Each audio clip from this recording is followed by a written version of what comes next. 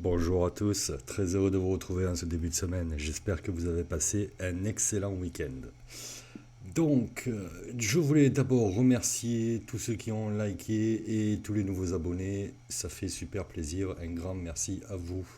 Je rappelle également que je fais partie de la communauté cryptologique, une communauté dans laquelle on discute crypto-monnaie, macroéconomie, on analyse les marchés et on étudie également le marché, on apprend à lire le marché avec l'indicateur Ishimoku selon les concepts de son créateur, Osoda. Donc si ça vous intéresse, n'hésitez pas, vous aurez les liens pour venir nous rejoindre dans la description de la vidéo. Twitter, Discord, Patreon, YouTube, Twitch, tout ça, tout ça. Surtout, n'hésitez pas à venir jeter un coup d'œil et pourquoi pas à nous rejoindre. Ce serait avec un grand plaisir qu'on vous accueillera. Nous allons passer directement sur le graphe. Alors, BTC Weekly, la semaine dernière, on était en train d'étudier cette fluctuation qui pourrait nous ramener aux 10 000. Et on voit que là, on est en train de s'éloigner de cette ligne de force qui nous ramènerait aux 10 000. Alors, on va la garder dans un coin de notre tête, puisqu'elle n'est pas encore terminée, elle se termine le 2 novembre, mais pour le moment, on va plutôt étudier les structures à l'intérieur de cette espèce de range qui a commencé à se former, même si on ne peut pas encore appeler ça un range, mais bon, un ralentissement. Voilà, on va appeler ça un ralentissement de ce mouvement de baisse. On peut également regarder avec Ishimoku, on voit qu'on a une bonne chose positive, c'est que cette influence ici de la Kijun, là, à la baisse, eh bien, pour le moment, n'a pas impacté le prix. Ce qui est plutôt pas mal, ce qui laisserait à penser que le prix, pour le moment, n'a pas envie de descendre, et surtout qu'il n'a pas été influencé par la poussée ici de Kijun. Alors, il y a 2 semaines très importantes, ce sont cette semaine et la semaine prochaine, où on va avoir l'accélération ici, l'accélération de Kijun. Il va falloir faire attention que le prix continue à se maintenir et à résister contre cette poussée et qui ne décroche pas. Voilà. Donc pour pouvoir étudier ce ralentissement ici, on a cette fluctuation-là qu'on va aller voir en daily. Et en daily, on voit que pour le moment, eh bien, on latéralise bien comme il faut même. On est toujours dans ce fameux range ici, là.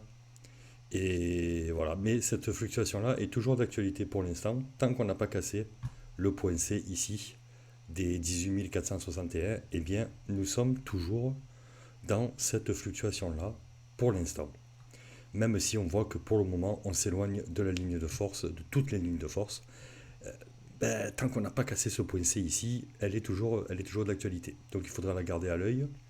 Et à l'intérieur ici de ce mouvement, nous avons d'autres fluctuations, bien entendu. Nous avons celle-là, qui, elle, nous donne encore jusqu'au 28 octobre pour aller faire un point C plus haut.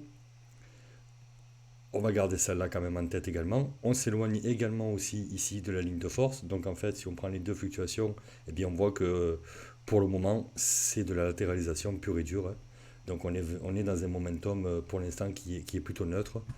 Voilà, on a le nuage ici qui s'est mis à plat. On a donc la Kijun ici qui s'est mis à plat également.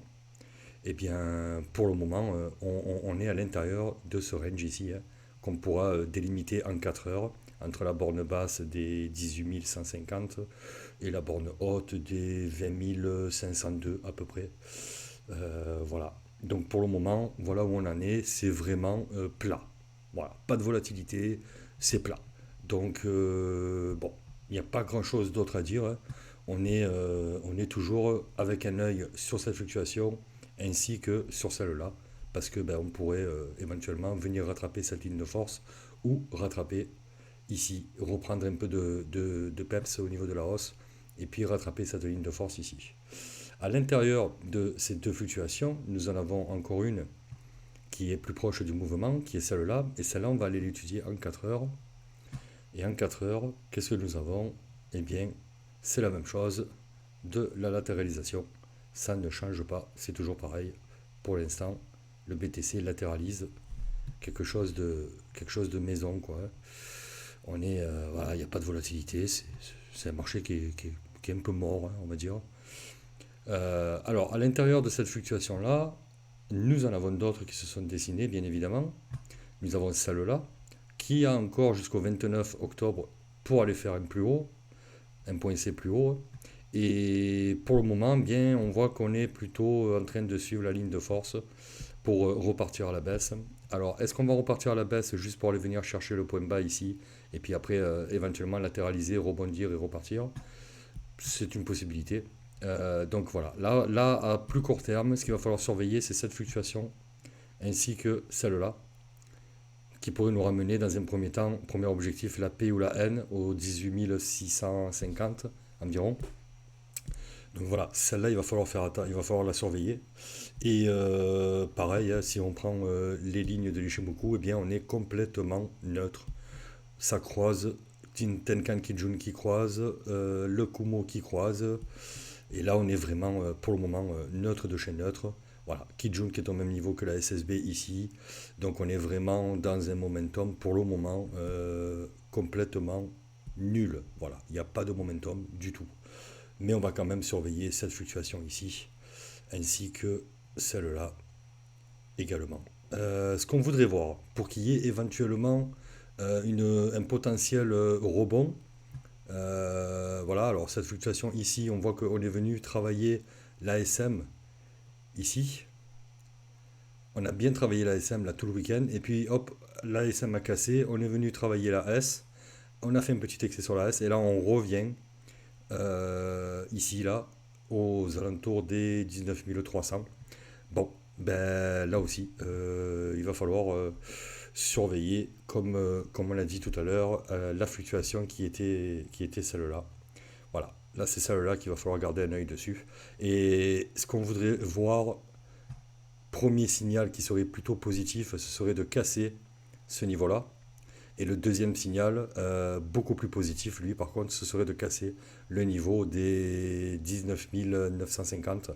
Si d'aventure on venait à faire ça, eh bien on invaliderait les deux, du moins celle-là serait invalidée, et on invaliderait également, alors celle-là non, mais par contre le fait, on invaliderait la fluctuation baissière, et on partirait plutôt sur une OV2, c'est-à-dire une vague comme ça, la vague de retracement qui va faire un plus haut. Et une fois qu'on a ça, on peut s'attendre à avoir un retour pour aller revenir chercher le prix d'équilibre pour ensuite avoir un départ à la hausse. Voilà, donc la cassure de ce niveau-là est pour moi primordiale si on veut commencer à insuffler un momentum plutôt haussier. Auquel cas, si ça n'arrive pas, eh bien, je continuerai à me focus tout d'abord sur cette fluctuation-là, dans un premier temps. Et puis, si accélération il y a, eh bien, je garderai un œil également sur celle-là. Voilà, je pense que j'ai fait le tour pour le Bitcoin. Pas trop de choses à dire de plus. Voilà, je vous rappelle également que je suis assez actif sur Twitter où je poste des analyses rapides sur d'autres coins. Voilà, notamment, je crois que j'avais XRP, Mana, voilà, des coins comme ça. Si jamais ça vous intéresse, n'hésitez pas à venir me suivre et également à m'envoyer un petit message me demandant quelles altes vous voudriez que je suive et que je vous fasse une analyse, et ce sera avec grand plaisir.